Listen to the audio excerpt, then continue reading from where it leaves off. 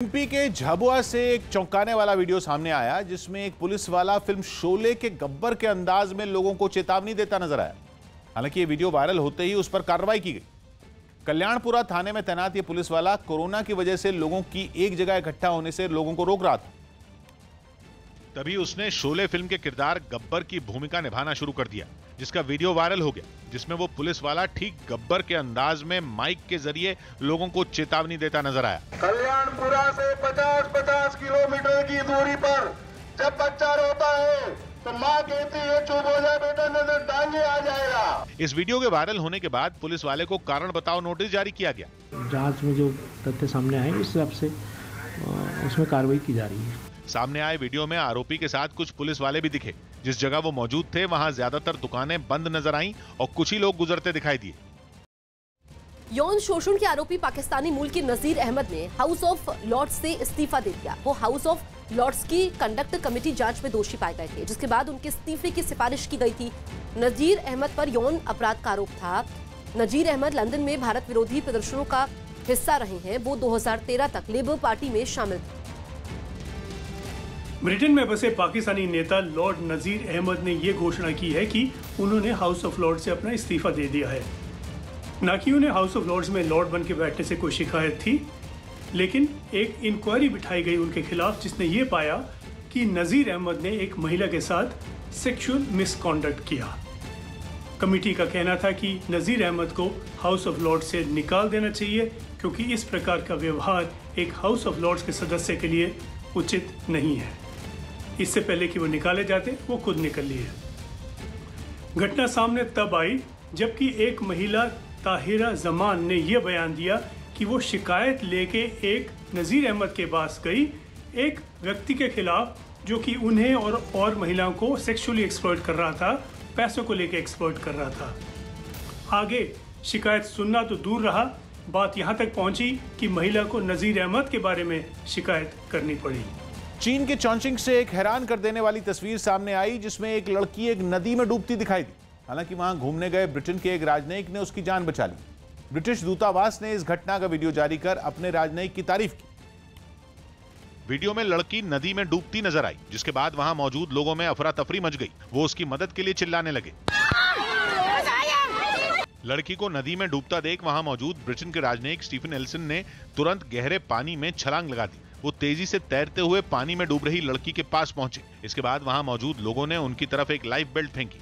उसकी मदद से वो लड़की को खींचकर किनारे की तरफ लाते नजर आए। दोनों के किनारे पहुंचते ही वहां मौजूद कुछ लोग उनकी मदद के लिए आगे आए और उन्होंने उन्हें खींचकर नदी से बाहर निकाला। बताया गया कि हादसे का शिकार हुई लड़की वहां घूमने गई थी, लेकिन गलती से उसका पैर फिसल गया और वो नदी में गिर गई। यूपी के मेरठ में घर के बाहर फायरिंग का वीडियो वायरल हो रहा है। इस वीडियो में कुछ बदमाश ताबड़तोड़ फायरिंग करते दिख रहे हैं। वीडियो एक हफ्ते पुराना है, जिसमें फायरिंग के समय पड़ोस के एक टीचर की गोली लगने से मौत भी हो चुकी है।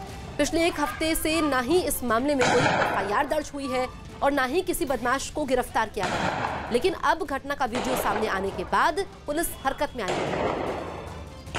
आरबीआई की कड़ी कार्रवाई के बाद लक्ष्मी विलास बैंक के ग्राहकों को बड़ा झटका लगा। सीएनबीसी आवाज की रिपोर्ट है कि आरबीआई ने लक्ष्मी विलास बैंक के ग्राहक अपने खाते से एक महीने में 25,000 रुपए से ज्यादा नहीं निकाल पाएंगे, ये आदेश दिया। और आदेश के मुताबिक बैंक किसी भी ग्राहक या देनदार को 25,000 रुपए से ज्यादा का भुगतान नहीं कर पाएगा। इससे बड़ी रकम का भुगतान करने के लिए बैंक को आरबीआई से लिखित आदेश लेना जरूरी होगा।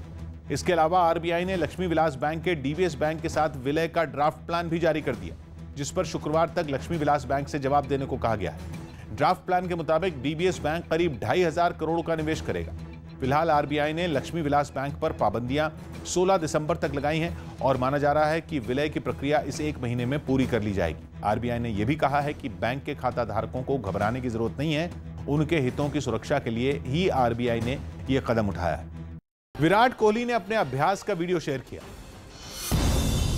विराट कोहली ने ऑस्ट्रेलिया के खिलाफ सीरीज के लिए अभ्यास शुरू कर दिया। इसका वीडियो भी उन्होंने सोशल मीडिया पर शेयर किया। यूपी के बांदा से सीबीआई ने कुछ बच्चों के अश्लील वीडियो बनाने के एक आरोपी को गिरफ्तार किया। पकड़ा गया यह आरोपी यूपी के सिंचाई विभाग में जूनियर इंजीनियर है। इल्जाम है कि वो 5 से 16 साल तक के बच्चों के यौन शोषण के वीडियो बनाकर विदेशों में बेचता था। ओडिशा सरकार नक्सल प्रभावित मलकानगिरी जिले के लोगों को मुफ्त में स्मार्टफोन देगी। दावा है कि इस योजना से जिले के विकास में मदद मिलेगी। डीआरडीओ की बनाई जमीन से हवा में मार करने वाली मिसाइल का ओडिशा में सफल परीक्षण किया गया। रक्षा मंत्री राजनाथ सिंह ने इस पर डीआरडीओ को बधाई दी। रेटिंग एजेंसी गोल्डमैन सैक्स ने भारत की जीडीपी दर में थोड़े सुधार के संकेत दिए और मौजूदा वित्त वर्ष की जीडीपी में -14.8% के बजाय -10.3% की गिरावट आने का अनुमान जताया। वीवीआईपी हेलीकॉप्टर डील से जुड़े घोटाले में कांग्रेस के बड़े नेताओं का नाम आते ही सियासी हंगामा शुरू हो गया। जब भी किसी डिफेंस डील की चर्चा करिए तो कांग्रेस के कुछ नेताओं का नाम आना ही है और वो कभी डिसअपॉइंट नहीं करते। आरोपी राजीव सक्सेना के बयान के हवाले से एक अखबार में छपी रिपोर्ट में कमलनाथ के बेटे सलमान खुर्शीद और अहमद पटेल का नाम छापा गया, लेकिन कांग्रेस ने जांच पूरी होने का इंतजार करने की अपील की। जब तक जांच पूरी नहीं हो जाती है, इस तरह की जो अफवाहें उड़ती रहेंगी उससे कोई फर्क नहीं पड़ता है। यूपी के मेरठ में सिलेंडर ब्लास्ट से हुए हादसे में 2 लोगों की मौत हो गई है। घटना मेरठ के फलावदा इलाके की है, जहां सिलेंडर फटने से हुए धमाके में कई घरों की छतें उड़ गई, जबकि हादसे के बाद मलबे से 5 लोगों को सुरक्षित निकाल लिया गया है। मौके पर पहुंची पुलिस ने घायलों को अस्पताल भेज दिया है। हादसे के बाद राहत और बचाव का काम अभी जारी है। यहाँ ये सूचना प्राप्त हुई कि कोई सिलेंडर फटा है, उसके बाद कुछ लोग दबे हुए हैं।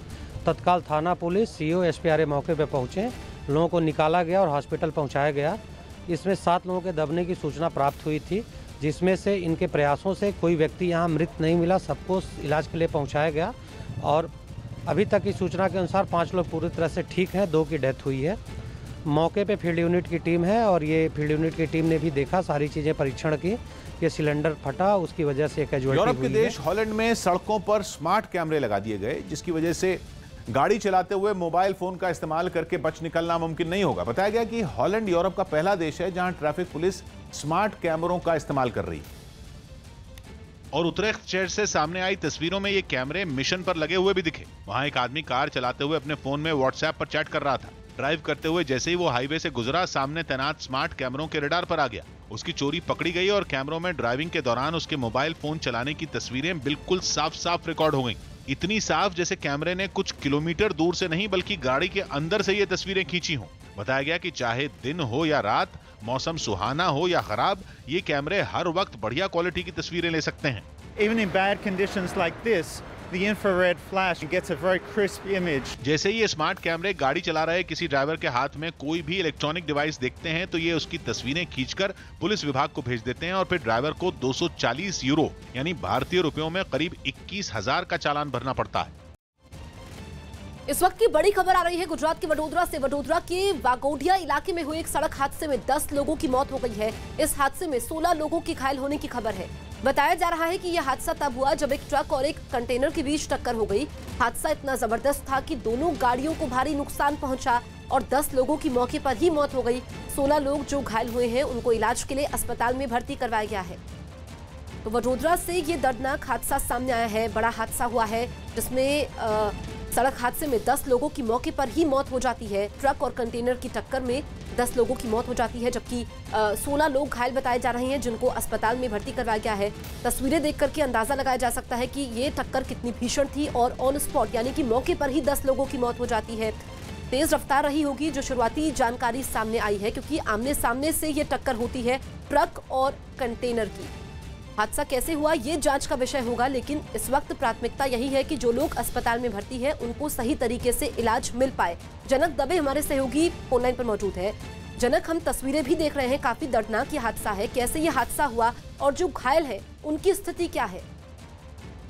जो ये वाघोड़िया के पास सुबह 3:30 से 4 बजे का वक्त बताया जा रहा है और 2 जो कंटेनर, जो सामान ले जाने का कंटेनर और एक ट्रक, जो ट्रक में सवार लोग थे, उनकी काफ़ी तरह जख्मी हुए हैं, क्योंकि 28 और से ज़्यादा लोग उस ट्रक में सवार थे और कंटेनर और ट्रक के बीच में ये टक्कर हुई और उसमें ट्रक में सवार लोगों को काफ़ी चोटें आई थी। उसके बाद उनको पास के अस्पताल में भर्ती कराया गया, जिसमें अब तक जो जानकारी आ रही है, जो वडोदरा के कलेक्टर ने शालिनी अग्रवाल ने बताया, उसके मुताबिक 10 लोगों की मौत हो चुकी है, जबकि 16 लोग बुरी तरह भी जख्मी हैं, जिनमें हो सकता है कि स्थिति उनकी और खराब हो तो ऐसे में ये हताहत का आंकड़ा और भी बढ़ सकता है। लेकिन उनको सरकारी अस्पतालों में अभी उनका इलाज चल रहा है, जिसमें कुछ लोग बेहद जख्मी बताए जा रहे हैं, जिनकी हालत नाजुक बताई जा रही है, जबकि कुछ लोगों को मामूली सी चोटें आई हैं, उनसे पूछताछ की जा रही है। साथ ही में वो किस तरीके से हादसा हुआ, जो ट्रक ड्राइवर था उससे भी पूछताछ हो रही है। साथ में कंटेनर बिल्कुल जनक, आप नजर बनाए रखिए, अपडेट के लिए आपके पास हम लौटेंगे। यूपी के सहारनपुर में से एटीएस ने 2 बांग्लादेशियों को गिरफ्तार किया है। दिल्ली में आतंकी संगठन जैश ए मोहम्मद से जुड़े 2 आतंकवादियों अब्दुल लतीफ मीर और अशरफ खटाना की गिरफ्तारी के बाद यूपी एटीएस ने सहारनपुर से 2 संदिग्ध बांग्लादेशियों को गिरफ्तार किया है। एटीएस को इनके पास से सहारनपुर से ही बने आधार कार्ड और पासपोर्ट बरामद हुए हैं, जो फर्जी दस्तावेजों की मदद से बनवाए गए थे। दोनों के मोबाइल फोन में कई विदेशी संदिग्धों के नंबर एक्टिवेट मिले हैं। एटीएस ने दोनों को कोर्ट में पेश किया, जहां से उन्हें 14 दिन की न्यायिक हिरासत में भेजा गया है। गिरफ्तार किए गए संदिग्धों के नाम इकबाल और फारूक हैं। पटना में पिछले कई दिनों से लापता एक लड़के की जानकारी न मिलने पर प्रदर्शन कर रहे लोगों का गुस्सा पुलिस पर फूट पड़ा। हंगामा कर रहे लोगों ने आरोप लगाया कि लड़के की हत्या कर उसका शव नदी में फेंक दिया गया, जिसे ढूंढने में पुलिस नाकाम रही। और इसी बात से नाराज लोगों ने बीच सड़क पर प्रशासन के खिलाफ बहुत देर तक नारेबाजी की।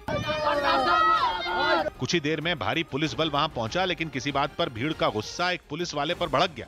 हाथ में लाठी पकड़े उस पुलिस वाले को कुछ लोगों ने वहां से दूर हटाने की कोशिश भी की। इस बात पर वो पुलिस वाला भी भड़क गया और उसने लाठी छोड़ हाथ में अपनी पिस्तौल निकाल ली। पिस्तौल देखने के बाद लोग ज्यादा बेकाबू हो गए और उस पुलिस वाले की तरफ दौड़ पड़े। फिर उस पुलिस वाले के साथियों ने उसे वहां से निकल जाने की सलाह दी ताकि लोगों का गुस्सा शांत हो सके। उस पुलिस वाले के जाने के बाद ही हंगामा शांत हुआ। असल में करीब 1 हफ्ते पहले इलाके से लापता लड़के की हत्या पर उसका शव नदी में फेंके जाने की खबर के बाद यह हंगामा भड़का और उसके शव को न ढूंढ पाने पर पुलिस लोगों के निशाने पर आ गई। हालांकि पुलिस ने मामले में एक आरोपी की गिरफ्तारी का दावा किया। गिरफ्तार करके उसको भेज दिया गया, उसने अपना अपराध स्वीकार किया है। पुलिस ने ये जानकारी भी दी कि हत्या के सभी आरोपी मारे गए लड़के के दोस्त थे और किसी विवाद की वजह से उन्होंने उस लड़के की हत्या की।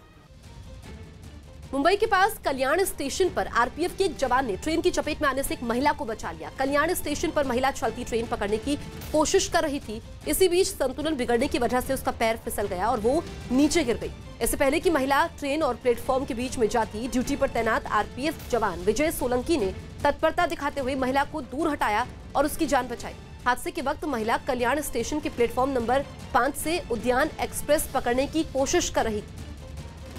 चीन के शंघाई में किसानों के बिना खेती करने का ट्रायल शुरू किया गया। दावा है कि अगर यह प्रयोग सफल रहा तो आने वाले वक्त में यह बड़ी क्रांति साबित होगा और खेती करने का तरीका बिल्कुल बदल जाएगा, क्योंकि इससे अनाज उगाने के लिए किसान को कमर तोड़ मेहनत करने से भी राहत मिलेगी, उत्पादन बढ़ेगा और खेती की लागत भी कम पड़ेगी। सामने आए वीडियो में धान के खेतों में बीज बोने से लेकर फसल काटने तक हर छोटे से बड़ा काम मशीनों के हवाले दिखा। खेतों में कोई किसान नजर ही नहीं आया।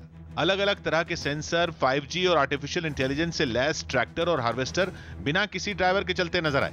विशेषज्ञों की एक टीम ने दूर से ही मशीनों पर नजर बनाए रखी और मशीनें फुर्ती से काम करती रहीं। राजस्थान के बाड़मेर में पुलिस ने मंगलवार को बड़ी कार्रवाई करते हुए सेना की फर्जी आई कार्ड के साथ गुजरात के रहने वाले 2 लोगों को गिरफ्तार कर लिया। पुलिस ने सूचना मिलने पर कार्रवाई करते हुए गुजरात के रहने वाले 2 लोगों को सेना के फर्जी आई कार्ड के साथ गिरफ्तार किया। सरहदी बाड़मेर में सेना के फर्जी आई कार्ड लेकर जा रहे 2 लोगों की गिरफ्तारी से हड़कंप है। सदर थाना पुलिस ने नाकेबंदी लगाकर गुजरात के रहने वाले 2 संदिग्धों को पकड़ा। गिरफ्तार युवकों के पास से पुलिस को सीआरपीएफ के फर्जी आईडी कार्ड मिले हैं, साथ ही गुजरात नंबर की एक कार भी जब्त की है। पकड़ा, एक का नाम है जैसे नवगण भाई और दूसरा है विक्रम भाई। नवगण भाई के पास में एक दशरथ भाई सीआरपीएफ के कांस्टेबल का नाम का फर्जी कार्ड मिला, जिसपे किसी अधिकारी का हस्ताक्षर नहीं है, बिल्कुल फर्जी है, जिस पर उनको संदिग्ध होने से उनको दस्तक कर गिरफ्तार किया गया है। उनके पास वाहन को जब्त किया है और कार्ड को भी जब्त किया है। कोरोना संकट में यात्रियों की कमी की वजह से आईआरसीटीसी ने दिल्ली से लखनऊ और मुंबई से अहमदाबाद के बीच चलने वाली दोनों तेजस ट्रेनें रद्द कर दी। न्यूज़ 18 के चंदन जजवाड़े की रिपोर्ट है कि दिल्ली से लखनऊ के बीच चलने वाली तेजस को 23 नवंबर से नहीं चलाया जाएगा, जबकि मुंबई से अहमदाबाद के बीच चलने वाली तेजस ट्रेन 24 नवंबर से रद्द रहेगी। क्योंकि कोरोना संकट में चलाई जा रही देश की पहली प्राइवेट ट्रेन तेजस को 25% से भी कम यात्री मिल रहे थे, जबकि इस ट्रेन का खर्च निकालने के लिए उसकी कम से कम 70% सीटों का भरना, जरूरी होता है। ऐसे में नुकसान झेल रही IRCTC ने दोनों रूट पर चलने वाली तेजस को हालात सामान्य नहीं होने तक रद्द रखने का फैसला किया। कोरोना वायरस की वजह से करीब 7 महीने बाद 17 अक्टूबर से तेजस को पटरियों पर दौड़ाना शुरू किया गया था। JNU का नाम बदलने की मांग पर सियासी घमासान छिड़ गया। बीजेपी महासचिव CT रवि की JNU का नाम बदलकर स्वामी विवेकानंद विश्वविद्यालय करने की मांग पर सियासी घमासान छिड़ गया। एक दिन पहले उन्होंने एक ट्वीट करते हुए यह मांग की थी, जिस पर कांग्रेस भड़क गई। कुछ बना नहीं सकते, सिर्फ नाम बदल करके उसका श्रेय लेना चाहते हैं। वहीं बीजेपी की सहयोगी पार्टी JDU ने भी बीजेपी महासचिव CT रवि की मांग का विरोध किया। विश्वविद्यालय का नाम बदले जाने के हम विरुद्ध। वहीं इस पूरे मामले के तूल पकड़ने के बाद बीजेपी की प्रतिक्रिया भी सामने आई और उसने CT रवि की मांग को उनकी निजी राय बताकर मामले से किनारा कर लिया। ठीक है, उनका विचार है, उस पर मुझे कोई टिप्पणी नहीं करनी। दिल्ली में हुई बारिश और तेज हवाओं से वायु प्रदूषण में कमी दर्ज की गई। यूपी के CM योगी आदित्यनाथ ने बद्रीनाथ धाम के दर्शन किए और वहां पूजा की। इस दौरान उत्तराखंड के मुख्यमंत्री त्रिवेंद्र रावत भी उनके साथ मौजूद रहे। भगवान बद्री विशाल के दर्शन करने का सौभाग्य मुझे यहाँ के माननीय मुख्यमंत्री जी के कारण प्राप्त हुआ है। दिल्ली के जनपद पर मौजूद MTNL के दफ्तर में आग लग गई, जिस पर दमकल की 15 गाड़ियों ने काबू पाया। फायर टेंडर ने आकर के यहाँ पे आग पर काबू पा लिया और किसी तरह के जान माल का कोई नुकसान नहीं हुआ है।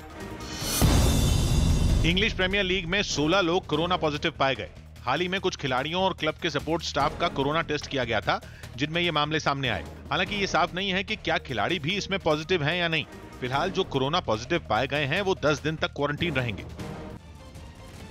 इटली में स्ट्रोम्बोली नाम के टापू पर ज्वालामुखी फटने से हड़कंप मच गया, जिसका एक वीडियो भी सामने आया, जिसमें पहाड़ की चोटी पर जोरदार धमाके के साथ ज्वालामुखी फटता दिखाई दिया। ज्वालामुखी के फटते ही वहां से धूल और धुएं का गुबार उठता नजर आया। जिस जगह पर यह ज्वालामुखी फटा वहां से करीब 100 किलोमीटर की दूरी पर घनी आबादी वाला इलाका है। खतरे को देखते हुए प्रशासन की तरफ से वहां राहत बचाव दल के लोगों को तैनात किया गया। बिहार के खगड़िया में एक सब्जी मंडी में भीषण आग लगने से कई दुकानें जलकर राख हो गई। बताया गया कि नगर परिषद कार्यालय के पास मौजूद सब्जी मंडी की एक दुकान से आग फैली, जिसकी लपटों ने कुछ ही देर में आसपास की दूसरी कई दुकानों को भी अपनी चपेट में ले लिया। आग के फैलते ही सब्जी मंडी में लोगों की भीड़ जुटनी शुरू हो गई और वहां अफरा तफरी मच गई। ऐसे में कुछ लोगों ने आग से अपने सामान को बचाने के लिए उसे वहां से हटाना शुरू कर दिया। एक लाइन से कई दुकानें आग की लपटों में घिरी दिखी। इलाके में फैल रहे धुएं से ही इस बात का अंदाजा लगाया जा सकता था कि कितने दुकान मालिकों का इस आग की वजह से लाखों का नुकसान हो गया। हालांकि लोगों से जानकारी मिलने के कुछ ही देर बाद फायर ब्रिगेड की टीम वहां पहुंच गई और दमकल कर्मी पानी की मदद से आग को बुझाने में जुट गए। लेकिन जब तक आग को बुझाया जा सका तब तक काफी नुकसान हो चुका था। उत्तराखंड के नैनीताल से एक दहशत से भर देने वाला वीडियो सामने आया, जिसमें एक कॉलेज के पास गुलदार चहलकदमी करता हुआ नजर आया। इस वीडियो में कॉलेज की दीवार पर कंटीली तारों के बीच एक गुलदार घूमता हुआ दिखा। वहां से गुजर रहे लोगों ने अपने मोबाइल पर इसका वीडियो रिकॉर्ड कर लिया। इन लोगों ने गुलदार को वहां से भगाने की कोशिश भी की, लेकिन गुलदार बिना डरे आराम से चहलकदमी करता हुआ आगे बढ़ गया। आबादी वाले इलाके में घूम रहे इस गुलदार का वीडियो वायरल होने के बाद लोग दहशत में। गहने बनाने वाली इजराइल की एक कंपनी ने कोरोना काल में हीरों से जड़ा एक ऐसा मास्क बनाया है जिसकी कीमत $15 लाख यानी भारतीय रुपयों में करीब 11 करोड़ 17 लाख है। दावा है कि यह दुनिया का सबसे महंगा मास्क है, जो 250 ग्राम 18 कैरेट सोने से बना है। 3 महीने से भी ज्यादा वक्त में बनकर तैयार हुए इस मास्क पर 3600 से भी ज्यादा सफेद और काले हीरे जड़े हुए हैं। ये फेस मास्क एक बेशकीमती गहना है, लेकिन ऐसा भी नहीं है कि ये बस लोगों को दिखाने के लिए ही बनाया गया है। दावा है कि ये कोरोना वायरस से भी बचाएगा। इसके लिए इसके अंदर N99 मास्क डालने के लिए खास जगह भी दी गई है। ये मास्क अमेरिका में रहने वाले एक कारोबारी के खास ऑर्डर पर बना है, जो कि गहने बनाने वाली कंपनी का पुराना खरीदार है। बताया गया कि कारोबारी ने मास्क बनाने का ऑर्डर भी इसलिए दिया ताकि कोरोना काल में कंपनी की दुकान चलती रहे। मध्य प्रदेश के सागर में एक झरने में डूबने से 5 लोगों की मौत हो गई, जबकि एक बच्ची को बचा लिया गया।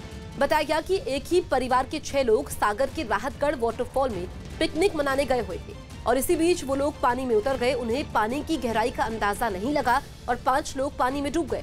हादसे के तुरंत बाद एनडीआरएफ की टीम वहां पहुंची और राहत बचाव के काम में जुट गई। एक बच्ची को पानी से सुरक्षित बाहर निकाला गया, जबकि 5 लोगों की हादसे में मौत हो गई। फिलहाल 5 में 3 शवों को पानी से निकाला गया और 2 शवों की तलाश जारी।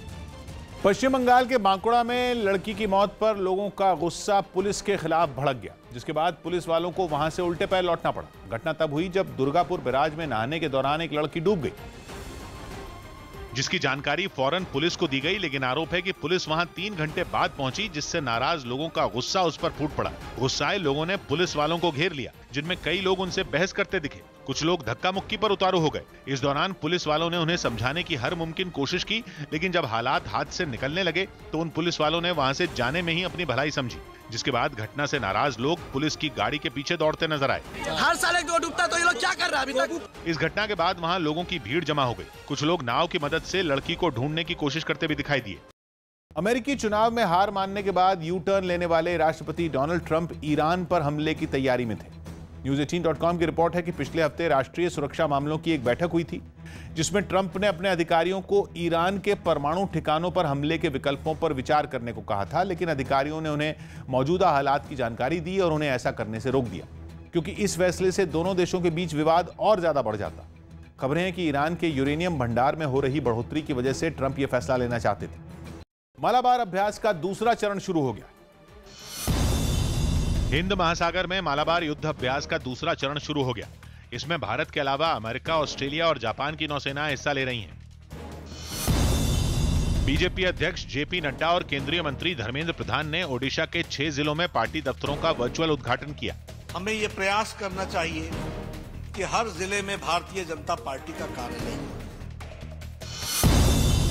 सुप्रीम कोर्ट ने उस याचिका को खारिज कर दिया जिसमें सीबीएसई और दिल्ली सरकार से 10वीं और 12वीं की बोर्ड परीक्षा फीस माफ करने की मांग की गई थी। अदालत ने साफ किया कि ऐसे फैसले अदालत नहीं बल्कि सरकार लेती है। वेस्ट इंडीज के क्रिकेटर निकोलस पूरन ने अपनी दोस्त के साथ सगाई कर ली। इसकी जानकारी उन्होंने सोशल मीडिया पर दी। अगले साल बंगाल में होने वाले विधानसभा चुनाव की तैयारियों के लिए कोलकाता में बीजेपी के बड़े नेताओं की बैठक हुई। बंगाल में चुनाव के लिए को ऑब्जर्वर बनाए गए बीजेपी नेता अमित मालवीय ने करीब 4.5 घंटे तक एक बैठक की और यह फैसला किया कि चुनाव के लिए राज्य को 5 जोन में बांटा जाएगा और हर जोन की कमान दिल्ली के नेता संभालेंगे। जोन में डिवाइड किया गया है, तो जोन वाइज जो जोन के जो ऑब्जर्वर होंगे। हालांकि चुनाव की तैयारियों में जुटी बीजेपी की इस बैठक पर टीएमसी ने बेफिक्री दिखाई और दावा किया कि इन बैठकों से चुनाव के नतीजों पर असर नहीं होगा, क्योंकि बीजेपी दूसरी पार्टियों से आने वाले नेताओं की वजह से घाटे में रहेगी। तो रिजेक्टेड पीपुल्स को लेकर वो लोग अपने प्रॉब्लम बढ़ा रहे हैं। यूपी के प्रयागराज में बाहुबली अतीक अहमद के रिश्तेदार इमरान जई के अवैध बंगले को गिराने का एक और वीडियो सामने आया।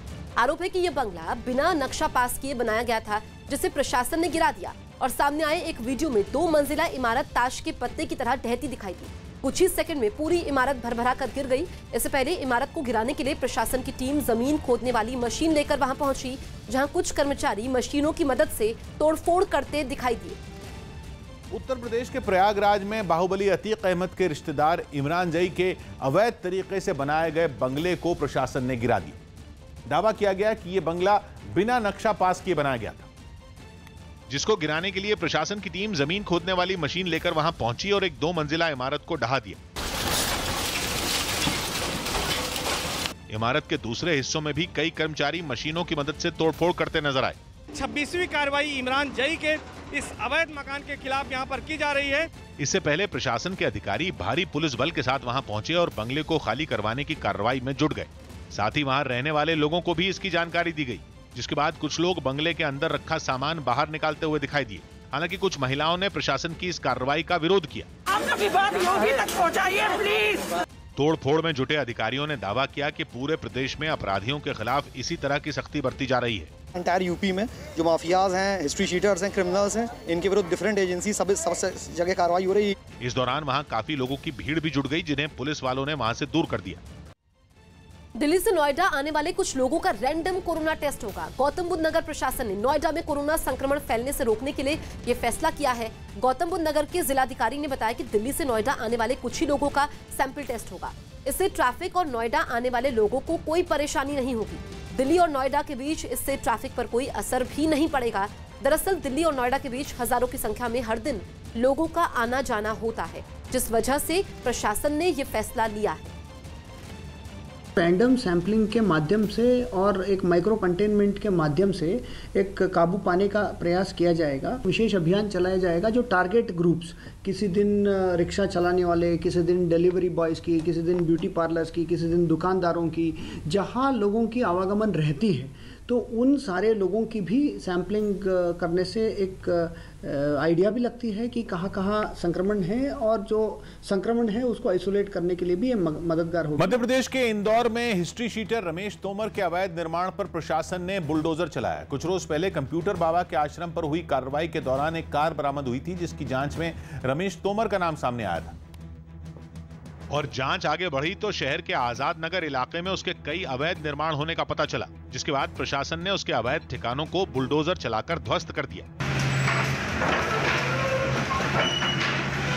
इस कार्रवाई से पहले प्रशासन की तरफ से पूरी तैयारी की गई। अवैध निर्माण गिराने के दौरान किसी तरह का कोई बवाल न हो, इसके लिए इलाके में भारी पुलिस बल तैनात कर दिया गया। नगर निगम और प्रशासन के कई अधिकारी भी वहां मौजूद रहे। इसके बाद वहां खुदाई करने वाली कई बड़ी मशीनों को बुलाया गया और फिर हिस्ट्री शीटर रमेश तोमर के सभी अवैध निर्माणों को एक एक कर गिरा दिया गया। इन्होंने कई मकान अवैधानिक रूप से बनाए हैं और दूसरों के मकान पे भी कब्जे किए हुए। यही नहीं, पास के ही एक पार्क में उसके 3 अवैध मोबाइल टावर का भी पता चला, जिन्हें प्रशासन गिराने की तैयारी में जुट गया है। पीएम नरेंद्र मोदी ने अमेरिका के नवनिर्वाचित राष्ट्रपति जो बाइडेन से फोन पर बात की और उन्हें जीत की बधाई दी है। पीएम मोदी ने कमला हैरिस को भी जीत की बधाई दी। पीएम मोदी ने कहा कि कमला हैरिस की सफलता भारतीय अमेरिकी समुदाय के लोगों के लिए गर्व और प्रेरणा का विषय है। पीएम मोदी और जो बाइडेन ने कोरोना महामारी, जलवायु परिवर्तन और भारत प्रशांत क्षेत्र में सहयोग पर चर्चा की। पीएम मोदी ने ट्वीट में लिखा, अमेरिका के नवनिर्वाचित राष्ट्रपति जो बाइडेन से फोन पर बात की। हमने भारत अमेरिका रणनीतिक साझेदारी के लिए अपनी दृढ़ प्रतिबद्धता को दोहराया और हमारी साझा प्राथमिकताओं और चिंताओं पर चर्चा की। इसके साथ ही कोविड-19 महामारी, जलवायु परिवर्तन और भारत प्रशांत क्षेत्र में सहयोग पर भी बातचीत हुई। चारा घोटाले में सजा काट रहे लालू प्रसाद यादव पर जेल के नियम तोड़ने के आरोप लगे। खराब सेहत की वजह से पिछले 2 महीने से वो रांची के मशहूर अस्पताल रिम्स के निदेशक के बंगले में रह रहे हैं और इसी दौरान उन पर यह आरोप लगा।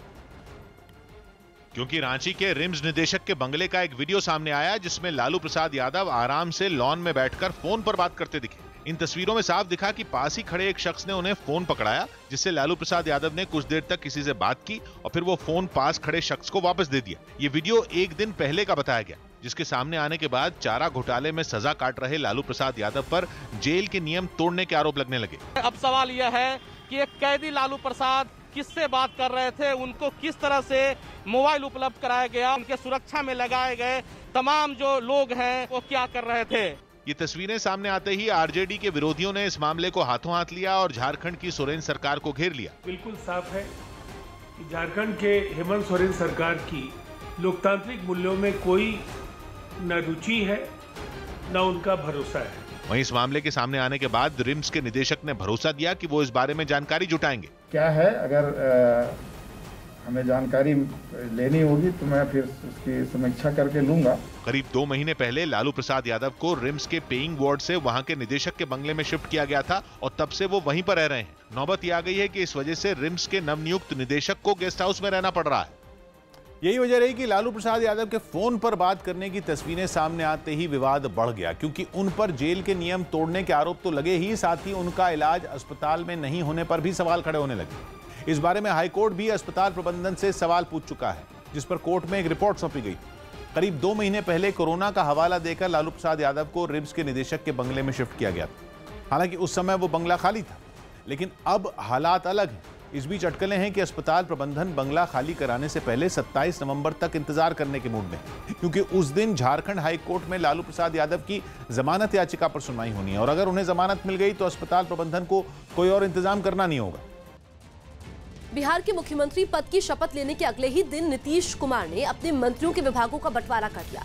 न्यूज 18 के चंद्रमोहन कुमार की रिपोर्ट है कि नीतीश कुमार ने अपने पास गृह मंत्रालय, सामान्य प्रशासन, कैबिनेट और निर्वाचन विभाग के अलावा वो सभी विभाग रखे हैं जो अभी किसी को नहीं दिए गए हैं, जबकि डिप्टी सीएम तारकिशोर प्रसाद को सुशील मोदी के सारे विभाग सौंप दिए गए। अटकलें थी कि नीतीश वित्त मंत्रालय अपने पास रखना चाहते हैं, लेकिन अब उन्होंने तारकिशोर प्रसाद को वित्त मंत्रालय और वाणिज्य मंत्रालय के अलावा पर्यावरण विभाग और शहरी विकास मंत्रालय की जिम्मेदारी भी सौंपी है। इसके अलावा दूसरी डिप्टी सीएम रेणु देवी को पंचायती राज, पिछड़ा एवं अत्यंत पिछड़ा कल्याण विभाग और उद्योग विभाग सौंपा गया है, जबकि कृषि विश्वविद्यालय में नियुक्ति घोटाले की वजह से चर्चा में रहे मेवालाल चौधरी को शिक्षा मंत्रालय की जिम्मेदारी मिली है। वहीं वीआईपी के मुकेश सहनी को पशुपालन विभाग, जबकि बीजेपी के कोटे से मंत्री बने मंगल पांडे को स्वास्थ्य मंत्रालय सौंपा गया है, जबकि जेडीयू के विजेंद्र यादव और अशोक चौधरी को फिर से उनके पुराने विभाग ही दिए गए हैं। दिल्ली में सार्वजनिक जगहों पर छठ पूजा पर रोक के फैसले के विरोध में बीजेपी ने प्रदर्शन किया। प्रदर्शन करने के लिए बीजेपी के पूर्वांचल मोर्चा के कई कार्यकर्ता सड़कों पर उतरे और मुख्यमंत्री आवास का घेराव करने के लिए आगे बढ़े, जिन्हें पुलिस ने मुख्यमंत्री आवास से काफी पहले बैरिकेड लगाकर रोक लिया। पुलिस की इस कार्रवाई से नाराज प्रदर्शनकारियों ने आगे बढ़ने के लिए धक्का मुक्की शुरू कर दी, लेकिन पुलिस भी मोर्चे पर डटी रही। इसके बाद कुछ प्रदर्शनकारियों ने सड़क पर ही धरना देने की योजना बनाई। सड़क पर बैठकर हंगामा कर रहे लोगों ने केजरीवाल सरकार से सार्वजनिक जगहों पर छठ पूजा पर बैन के फैसले को वापस लेने की मांग की। कुछ देर बाद सड़क पर बैठे प्रदर्शनकारी खड़े हो गए और फिर से पुलिस से धक्का मुक्की करते हुए आगे बढ़ने की कोशिश करने लगे। इस बार भी पुलिस ने हंगामा कर रहे लोगों को वहां से आगे नहीं बढ़ने दिया। केजरीवाल अपने सारे काम कर सकते हैं, हिंदुओं के साथ अपमान क्यों? असल में कोरोना संकट की वजह से केजरीवाल सरकार ने दिल्ली में सार्वजनिक जगहों पर छठ पूजा पर रोक लगाई और बीजेपी की मांग है कि लोगों को पूजा की अनुमति दी जाए। पाकिस्तान ने लोगों को धर्म के नाम पर भड़काने की साजिश रची है। पाकिस्तान सेना के इशारे पर पीओके में आईएसआई और आतंकी संगठन लश्कर लोगों को धर्म के नाम पर भड़का रहे हैं। लोगों को भड़काने की आईएसआई मौलवियों और आतंकी संगठनों का सहारा ले रही है और पीओके में मौलवियों से रैलियां करवा रही है, जिनमें मौलवी पाकिस्तानी सेना की इज्जत करने को कह रहे हैं। पीओके में मौलवी करीब 24 रैलियां कर रहे हैं। इन रैलियों में लोगों को धर्म के नाम पर भड़काया जा रहा है। लोगों को भड़काने के लिए मौलवी भड़काऊ भाषण दे रहे हैं। दरअसल पीओके में पाकिस्तानी सेना के खिलाफ लोगों का गुस्सा बढ़ रहा है, जिसकी वजह से पाकिस्तानी फौज की रातों की नींद उड़ी हुई है। ऐसे में अब पाकिस्तानी सेना लोगों को धर्म के नाम पर भड़काकर अपने हक में करना चाहती है। पाकिस्तान का आईएसआई और पाकिस्तान की फौज गज़बा हिंद का नारा लगाकर पीओजे के अंदर लोगों को पाकिस्तान के खिलाफ, फौज के खिलाफ जो गुस्सा है उससे हटाने की कोशिश कर रही है। उनके अंदर भारत के प्रति जो जलवा है उसको दूर करना चाहते हैं। मध्य प्रदेश सरकार लव जिहाद के खिलाफ कानून लाने की तैयारी में है। न्यूज़ 18 के मनोज शर्मा की रिपोर्ट है कि इसके लिए राज्य सरकार अगले विधानसभा सत्र में विधेयक लाएगी, जिसके तहत आरोपी के साथ ही उसकी मदद करने वालों के खिलाफ भी सख्त कार्रवाई का प्रावधान होगा, जबकि बहला फुसलाकर या जबरन शादी या धर्म परिवर्तन करवाने पर 5 साल तक की सजा भी दी जाएगी। साथ ही अगर कोई अपनी मर्जी से शादी के लिए धर्म परिवर्तन करवाना चाहेगा तो उसे 1 महीने पहले कलेक्टर को जानकारी देनी होगी। गुपकार गठबंधन के बहाने अमित शाह ने गांधी परिवार पर हमला बोला। गुपकार गठबंधन की पार्टियों से हाथ मिलाने के लिए कांग्रेस पर हमले तेज हो गए। गृह मंत्री अमित शाह ने ट्वीट कर सोनिया गांधी और राहुल गांधी से आरोपों पर सफाई मांगी। बीजेपी ने कांग्रेस पर देश विरोधी ताकतों का साथ देने का आरोप लगाया। कांग्रेस पार्टी स्वीकार करती है क्या कि कश्मीर के झंडे के बिना वो तिरंगा नहीं लहराएंगे, वो सही है? जवाब में रणदीप सुरजेवाला ने भी ट्विटर पर 2 पन्नों की सफाई ट्वीट की। कांग्रेस ने बीजेपी पर लोगों को गुमराह करने का आरोप लगाया। कश्मीर के हालात खराब होंगे तो आपकी वजह से होंगे। दिल्ली सरकार ने शुक्रवार को राजधानी में छठ पूजा पर छुट्टी का ऐलान किया। हालांकि इस दौरान सार्वजनिक जगहों पर छठ मनाने की रोक जारी रहेगी। कोरोना संकट के बीच हिमाचल प्रदेश विधानसभा का शीतकालीन सत्र 7 से 12 दिसंबर के बीच होगा। इस बार विधानसभा के सत्र का आयोजन धर्मशाला में किया जाएगा। यूपी के फतेहपुर में एक तालाब से 2 लड़कियों के शव मिलने से सनसनी फैल गई। इस मामले में पीड़ित परिवार ने रेप के बाद हत्या की आशंका जताई, जबकि पुलिस ने तालाब में डूबने को मौत की वजह बताया। और गहरे पानी में चले जाने से डूबकर उनकी मृत्यु हो गई है। मध्य प्रदेश के भिंड से एक चौंका देने वाली तस्वीर सामने आई, जिसमें तालाब में डूब रहे एक लड़के को सुरक्षित बचा लिया गया। ये घटना 2 दिन पुरानी है, जब एक तेज रफ्तार कार रेलिंग तोड़कर तालाब में गिर गई थी और उसमें बैठा लड़का पानी में डूबने लगा, जिसे बचाने के लिए एक आदमी भी तालाब में उतरा और उसे बाहर निकालने की कोशिश करता दिखाई दिया। इस बीच कुछ और लोग तालाब के किनारे इकट्ठा हो गए। किनारे खड़े लोगों ने दोनों को बाहर निकालने के लिए तालाब में रस्सी फेंकी। काफी कोशिश के बाद दोनों रस्सी की मदद से तालाब से बाहर आ गए। हम कूद के गाड़ी में गए और ले जाके हमारे साथ के जो लोग थे उन्होंने लेजम फेंकी। लेजम जाके हमने उस लड़के को पकड़ कर दिया। बताया गया कि दोनों की बाहर निकलने के कुछ देर बाद ही वो कार पूरी तरह तालाब में समा गई। जम्मू कश्मीर के मैदानी इलाकों में मौसम साफ होने के बाद कई अहम रास्तों को खोल दिया गया, लेकिन पहाड़ों पर बर्फबारी अब भी नहीं थमी। गुलमर्ग समेत कश्मीर के ज्यादातर पहाड़ी इलाकों में अब भी बर्फ की मोटी चादर जमी दिखी, जिसे देखने के लिए खास तौर पर सैलानी जम्मू कश्मीर पहुंचते हैं। गुलमर्ग पूरी तरह बर्फ की मोटी चादर से ढका हुआ दिखा। चिनार के पेड़ों से लेकर होटल और घरों की छतों तक सब कुछ सफेद रंग का दिखने लगा। हल्की धूप खिलने के बाद नजारा और भी खूबसूरत हो गया। एक्चुअली इट इज हेवन और विंटर्स में गुलमर्ग ज्यादा अच्छा लगता है। सीजन की ये पहली बर्फबारी टूरिज्म के लिहाज से पूरे जम्मू कश्मीर के लिए बेहद अहम है। दुनिया की बेस्ट डेस्टिनेशंस में से एक है और जब यहाँ पे बर्फबारी के बाद धूप निकलती है तो उसके बाद ये भरपूर नजारे दिखते हैं। हालांकि धूप खिलने के बाद मैदानी इलाकों में हालात कुछ बेहतर हो गए। जम्मू श्रीनगर हाईवे को आंशिक रूप से खोल दिया गया। जम्मू श्रीनगर नेशनल हाईवे कल पूरा दिन बंद रहा था, आज हालांकि पार्शियली तौर पर खोला गया है। हालांकि पूरी तरह रास्ते खुलने में अभी और वक्त लग सकता है, क्योंकि राजौरी समेत कई जगहों पर अभी तक बर्फ मुसीबत बनी हुई है, जिसे हटाने का काम जोरों पर है। उम्र छोटी काम बड़े, कहते हैं कि एक जीनियस की झलक उसके बचपन में ही मिल जाती है। वो किसी भी फील्ड में जीनियस बन सकता है, खेल में, पढ़ाई में, आर्ट में या किसी और क्षेत्र में। वो शायद आपके आसपास हो या फिर दूर। लेकिन अगर आप जानते हैं किसी ऐसे इंडियन को जो यंग जीनियस है और जिसे आना चाहिए दुनिया के सामने, तो आज ही रजिस्टर कीजिए news18.com/younggenius पर या फिर बायजूस ऐप डाउनलोड करें और यंग जीनियस सेक्शन पर विजिट करें। बायजूस यंग जीनियस न्यूज 18 की एक पहल। न्यूज 18 इंडिया NBA का सदस्य है और निष्पक्ष और जिम्मेदार पत्रकारिता के लिए बनाए गए नेशनल ब्रॉडकास्टिंग स्टैंडर्ड्स अथॉरिटी के नैतिक मानकों से संचालित होता है।